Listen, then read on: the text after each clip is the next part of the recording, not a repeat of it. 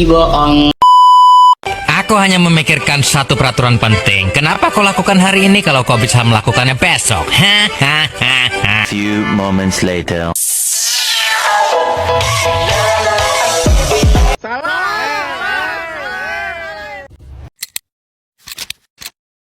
Selamat malam semuanya. Terima kasih atas kesempatan telah diberikan kepada saya untuk mempresentasikan hasil kerja saya tentang memahami korelasi larutan basa, asam, garam, dan larutan penyangga dalam kehidupan sehari-hari. Larutan basa adalah larutan yang memiliki pH lebih dari 7. Semakin tinggi pH suatu larutan, maka semakin besar kebasaan larutan tersebut. Contoh larutan basa adalah larutan natrium hidroksida, NaOH atau amonia, dan NH3. Kedua senyawa ini dapat kita temukan dalam produk pembersih pupuk dan obat-obatan. Selain itu, larutan basa juga dapat dihasilkan dari proses kimia seperti hidrolisis garam dan reaksi antara logam alkali dengan air. Larutan asam adalah larutan yang memiliki pH kurang dari 7. pH adalah skala untuk mengukur keasaman atau kebasaan larutan. Semakin rendah suatu larutan, maka semakin besar keasaman larutan tersebut. Contoh larutan asam adalah larutan asam klorida, HCl, atau sulfat H2SO4. Kedua senyawa ini dapat kita temukan dalam produk pembersih aki dan pupuk. Selain itu, larutan asam juga dapat dihasilkan dari hasil pemekaran bahan bakar fosil dan limbah industri.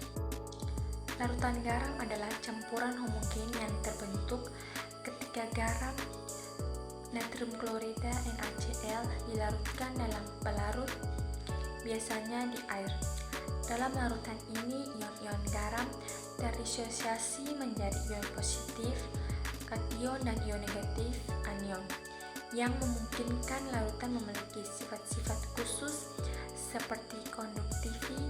Larutan garam sering digunakan dalam berbagai aplikasi mulai dari industri makanan hingga pengobatan.